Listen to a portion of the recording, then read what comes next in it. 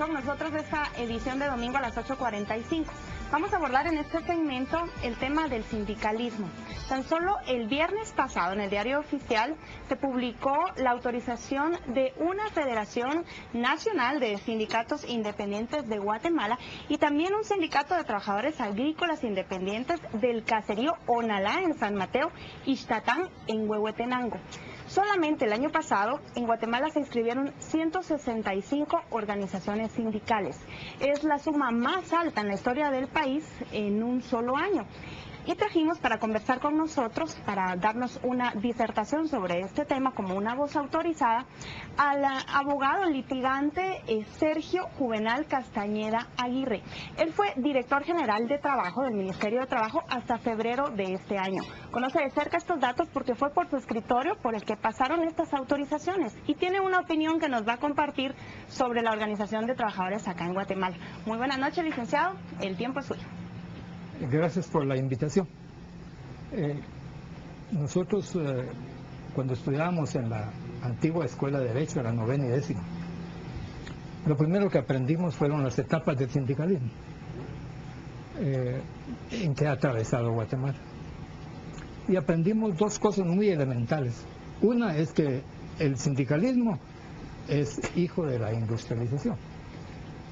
Y lo otro es que el derecho laboral existe porque hay patronos y porque hay trabajadores. Si desaparecieran patronos y trabajadores, el derecho laboral no existiría. Puntualmente, en cuanto a sindicatos, también aprendimos, por inveterado tiempo, que existieron 4 etapas en el sindicalismo guatemalteco. Yo creo que son 5. La primera, pues, son las mutuales, en aquella época, de las cuales hasta Pepe Mía nos habló en el canasto del sastre. Pero las mutuales eran sencillamente eso, asociaciones puramente mutualistas. De ellas quedan todavía la Sociedad de Obreros del Porvenir. Otras pues, desaparecieron, algunas de ellas se convirtieron con el tiempo en sindicatos. La otra etapa la encontramos en el tiempo de don Carlos Herrera, que es del 20 al 30. Ahí sí ya empiezan a aparecer los sindicatos, pero a la inversa de las mutuales. En las mutuales ya no se hablaba de lucha de clases, porque no la existía. En cambio ya en la época de don Carlos Herrera, que es del 20 al 30, sí ya se empieza a hablar de lucha de clases.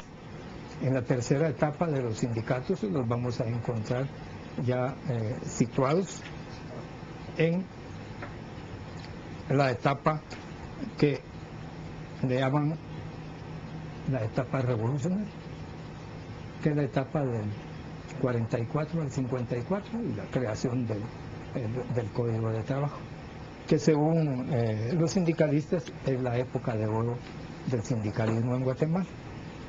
Y la tercera etapa, que es la contrarrevolución, como se le denomina el periodo del 54, donde hay un decreto específico que declara ilegales los sindicatos, así como algunos partidos políticos y otras asociaciones.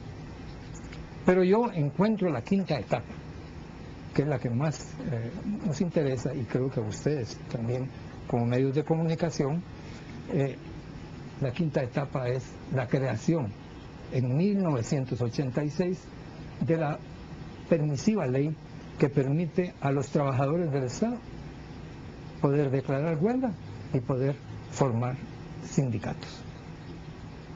Que los libros todavía no lo hablan, los libros de derecho laboral. Esa es para mí la que yo introdujo o estoy introduciendo como una quinta etapa, que es la que estamos viviendo en la actualidad, donde hay más sindicatos ya de nivel puramente estatal que sindicatos de nivel puramente estatal. Eso es las etapas que yo he considerado que ha tocado vivir a nuestro país. Bueno, empezamos la discusión a partir de este recuento que nos ha hecho el licenciado y luego ya pasamos a la actualidad, ¿les parece? A ver, yo digo lo primero, que me parece que Es fundamental el último dato que nos ha dado, que haya más sindicatos en la administración pública que en las empresas privadas de este país. Habla de dos cosas. Primero, de un esfuerzo constante, sobre todo desde la época de la guerra, por destruir prácticamente toda organización sindical en iniciativa privada en este país. Ha habido realmente una lucha por terminar con la representación sindical en las empresas.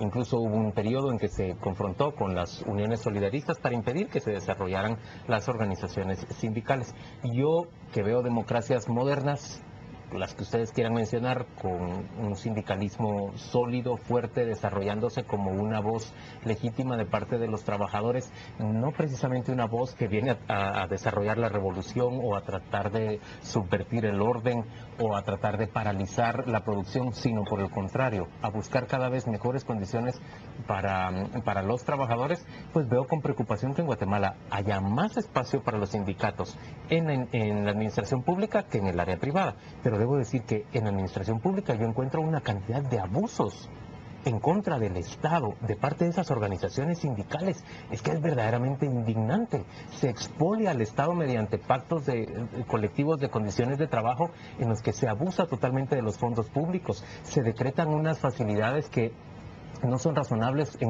ningún ambiente. Yo sí creo que aquí tenemos un desorden gigantesco en esa materia.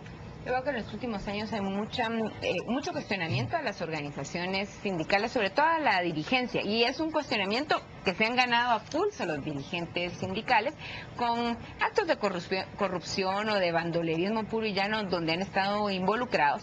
Y además, esos sindicatos del Estado que han dado un pésimo ejemplo. Yo creo que de hecho se plantea la pregunta de hasta dónde debería ser legítimo que los guatemaltecos permitiéramos que haya ese tipo de sindicatos que paralizan, por ejemplo, la salud pública, que pueden paralizar la educación pública, que básicamente están tratando de ver cómo obtienen la mayor cantidad de recursos y cómo obtienen prestaciones laborales que son completamente irracionales. Me gustaría poner una cifra en la mesa para continuar la discusión. Hay 2.256 sindicatos registrados actualmente en Guatemala. De estos, 165 fueron registrados el año pasado o aprobados. Y tan solo este año van más de 20. Todas las semanas vemos en el diario oficial que se inscribe uno nuevo. Pero son normalmente sindicatos de la administración pública, son no son normalmente sindicatos de de la empresas privadas. administración pública, exacto. Y creo que el licenciado Castañeda, fuera de cámaras, tiene un punto interesante, que el boom de sindicatos registrados obedece a que iba a haber un cambio de administración, que muchas organizaciones se protegieron para conservar sus puestos, y es lo que vemos ahora. Instituciones como ya se ha publicado el Ministerio de Agricultura, por ejemplo, que han tenido que duplicar plazas porque los trabajadores están emplazados. El Congreso de la República, el Ministerio de Agricultura. Y no pueden sacarlos para llevar a sus afiliados o sus simpatizantes, gente que colaboró con ellos en la campaña, entonces duplica plazas. ¿Por qué? Porque están emplazadas las instituciones. Entonces, a mí también me parece que es un punto interesante de cómo pues el emplazamiento al final se vuelve sumamente oneroso para las arcas del Esto Estado. es una extorsión. Esa es la palabra, es un delito de extorsión lo que hace el sindicalismo público en este país. Si ustedes dividen 15 millones de habitantes, con niños y todo, entre 2.256 sindicatos, cada sindicato tiene 6.700 personas. Evidentemente eso no es cierto, hay sindicatos de 20 personas, de 30, de 2, de 8, lo mismo que la ONG, esta que dice que son muchos y son uno, exactamente igual. ¿Qué ocurre? Si ustedes comparan, y yo lo he hecho, como 20 acuerdos colectivos, pactos colectivos, todos siguen la misma pauta, todos, y todos rapiñan, roban todo lo que pueden. Casi todos tienen más días de vacaciones de lo que tienen en la empresa privada, más privilegio de lo que tiene en la empresa privada. Sindicalistas liberados que no trabajan nada más que por tener 15 y así ellos se salvan. O sea, es un modus vivendi. Pero la pregunta clave es ¿cuánto nos cuestan los sindicatos? ¿Y por qué ocurre eso? Porque el político, que es un inescrupuloso, que va a robar el botín del fertilizante, de la dieta, le cede parte del botín a los sindicatos. Entonces es muy fácil que un alcalde que se va, firma un pacto con un colectivo que se queda, da igual que cueste 40 millones que 40.000. El colectivo lo apoya, como vemos ahora en salud. En salud, el sindicato de salud ahorita, calladito. no dice nada. El magisterio tampoco, puede que sea por cuestiones de que efectivamente están de acuerdo con lo que está haciendo, pero al final el ciudadano está pagando al empleado público el triple, el cuádruple o 100 veces más de lo que cuesta. Esto es una rapiña y es una extorsión desde el sindicalismo público de los ciudadanos que pagamos, que es lo mismo que hacen los políticos. Es un derecho constitucional que existan las Bueno, organizaciones. que existan las organizaciones, sí. Eso sí es correcto, es un derecho constitucional el que yo pueda conducir. Lo que no es un derecho constitucional es que yo pueda conducir y atropellar a todo el que se me ponga delante. Pero y además yo creo que deberíamos ver, creo que el licenciado lo mencionó, y es que no en todas las democracias del mundo está permitido que se sindicalicen ciertos empleados públicos y sobre todo bajo qué normas y qué reglas. Porque El derecho a huelga, básicamente. sí, pero por ejemplo eso, o sea, tú vas a tener a toda una policía haciéndote huelga, por ejemplo. Ahora, Ya se nos acabó el tiempo para nuestra discusión. Solo quiero decir una última cosa. Una Es que última. yo no creo que sea correcto ver al todo por la parte. Yo estoy en contra, y fui el primero en hablar, de ese expolio que se hace del Estado por parte de algunos sindicatos, pero no creo que eso debería servir para condenar a una institución que simple y sencillamente es parte fundamental de una democracia, la representación de los trabajadores para buscar la mejora de sus condiciones de trabajo. Bueno, pues vamos con el licenciado Castañeda, que él nos comparta cuál es su opinión de los sindicatos, licenciado, y cuál es su cierre para esta discusión. Yo estoy de acuerdo con las expresiones dadas por ustedes. No en el 100%, pero sí en la mayoría de ellas. Todos en Guatemala han hecho creer que el sindicalismo está en crisis. Y yo no creo que sea el sindicalismo el que está en crisis. El señor Font lo dice, son necesarias. ¿Por qué? Porque son lugares que sirven de interlocutores entre patrono y trabajador, sea el Estado o sea la iniciativa privada. Pero donde yo veo la crisis es en la dirigencia. Porque, bien lo dice don Pedro, la situación es que la dirigencia ha cometido graves errores. Uno de ellos, se lo contaba a usted fuera de cámaras, no hay recambios generacionales. Hay dirigentes que tienen ya mucho tiempo de estar ahí y que no aceptan que llegó la edad de retiro. También hay una clara intromisión muchas veces del gobierno de turno en las actividades de los sindicatos para ganarlos para adeptos, con la creencia que en la próxima elección esos sindicatos van a ser una fuente de personas para votar por ellos.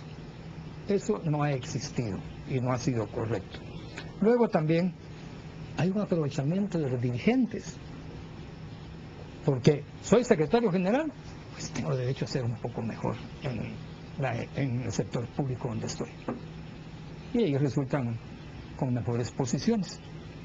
Y por otro lado hay una intromisión de diferentes partidos políticos, sean rojos, amarillos o azules o de cualquier cosa, que penetran las actividades de los sindicatos en una franca violación al convenio 87 de OIT y al convenio 98.